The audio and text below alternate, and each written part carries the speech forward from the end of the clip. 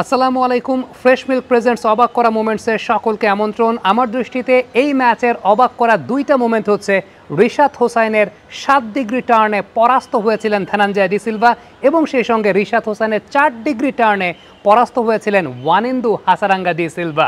আপনার দৃষ্টিতে এই ম্যাচের অবাক করা মোমেন্টসগুলো চাইলে আপনি কমেন্ট বক্সে লিখে নিতে পারেন এবং আপনাদের মধ্য থেকে বাছাই করা 10 জন বিজয়ী ফ্রেশ মিল্কের তরফ থেকে পাবেন আকর্ষণীয় gifts like smartphone, air fryer, electric oven, Blender, electric egg bitter, fresh gift hampers এবং অবশ্যই ম্যাচ জয়ের পর ফ্রেশ মিল্ক দিয়ে বানানো ডেজার্ট কিন্তু আপনার জন্য অপেক্ষা অবশ্যই করতেই পারে।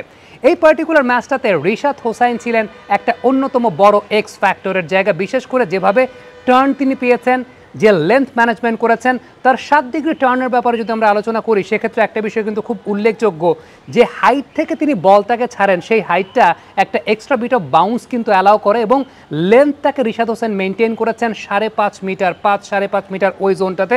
খেয়াল করে দেখেন যে জায়গায় বলটা পিচ করেছে সেখান থেকে বড় একটা টার্ন নিয়েছে এবং সেই টার্নটা আমরা যেটা হিসেব করে দেখেছি 7 ডিগ্রির মতো টার্ন।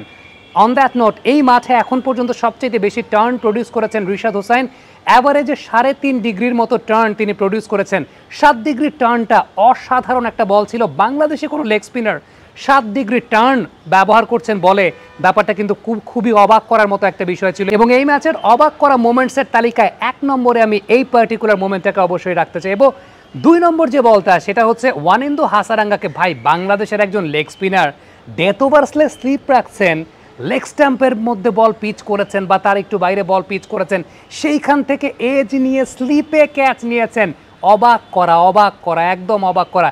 এই বলটায় পার্টিকুলারলি 4 ডিগ্রির মতো টার্ন পেয়েছেন রিশাদ হোসাইন। খেয়াল করে দেখেন তিনি বলটাকে ছুঁড়েছেন একটা ফ্ল্যাটার ট্র্যাজেক্টরিতে, বলটা পিচ করেছে, পিচে হিট করেছে, সেই জায়গা থেকে লেগ স্ট্যাম্প বা লেগ স্ট্যাম্পের বাইরের ওই করিডোরটা থেকে 4 ডিগ্রির মতো টার্নে আউটসাইড এজটা ক্যারি করে নিয়ে গেছে ফার্স্ট স্লিপের জায়গাটাতে। ডেথ ওভার্সে বাংলাদেশে কোনো লেগ স্পিনার স্লিপ রেখে বোলিং করেছেন, এই জায়গাটা খুবই উল্লেখযোগ্য এবং খুবই অবাক করার মতো একটা বিষয়। রিশাদের লেন্থ ম্যানেজমেন্টের জায়গাটা যদি একটু আমরা দেখি, গুড লেন্থ জোনটা, বিশেষ করে 5.5 থেকে 6 মিটারের ওই জোনটা সবচাইতে বেশি তিনি ব্যবহার করেছেন এবং ওই পার্টিকুলার জোনটাই কিন্তু সত্যিকারের অর্থে অবাক করা একটা ব্যাপার ছিল যে রিশাদ এই লেভেলের প্রোগ্রেস করেছেন। একটা ধন্যবাদ কিন্তু আপনি চান্ডিকা হাথুরুসিংহকে দিতেই পারেন, তার অনেক মিসম্যানেজমেন্টের ব্যাপার আছে কিন্তু রিশাদকে পার্টিকুলারলি ক্যারি করেছেন। খালেদ মাহমুদ সুজনার একটা ধন্যবাদের জায়গা পাবেন প্রিমিয়ার ডিভিশন ক্রিকেট লিগে, যেহেতু তার মাধ্যমে বেশ কয়েকটা দল পরিচালিত হয় আমরা জানি। আবাহনীতে ইনকর্পোরেট করা পসিবল হয়নি, রিশাদকে কিন্তু শাইন পুকুরে খেলার ব্যবস্থা করে দিয়েছেন। দুইটা কিন্তু একই মালিকের টিম, সো আলটিমেটলি অনেকেই হয়তো বা জানেন না এক জায়গা থেকে নিয়ন্ত্রিত হয়। রিশাদকে ম্যাচ খেলার ব্যবস্থা করে দিয়েছে। খুব রিসেন্টলি ন্যাশনাল টিমের একজন প্লেয়ারের সঙ্গে আমার কথা হচ্ছিল, তিনি আমাকে বলেছেন রিশাদ 7-8 মাস আগে এরকম ছিল না, এখন যেভাবে রিশাদ অবাক করছে। আরেকটা অবাক করা বিষয় আমি বলবো, তা হচ্ছে গতকাল আমরা বলেছিলাম আসালাঙ্কা লেগ স্পিনের এগেনস্টে দুর্বল, আপনারা গ্রাফিক্স কার্ডটা দেখতে পাচ্ছেন। আজকে কিন্তু তার উইকেটটা নিয়েছেন রিশাদ হোসেন, অর্থাৎ আমাদের এই প্রেডিকশনটা পুরোপুরি মিলে গেছে। এন্টায়ারলি রিশাদই এই T20 ওয়ার্ল্ড কাপে আমাদের অবাক করা প্যাকেজ।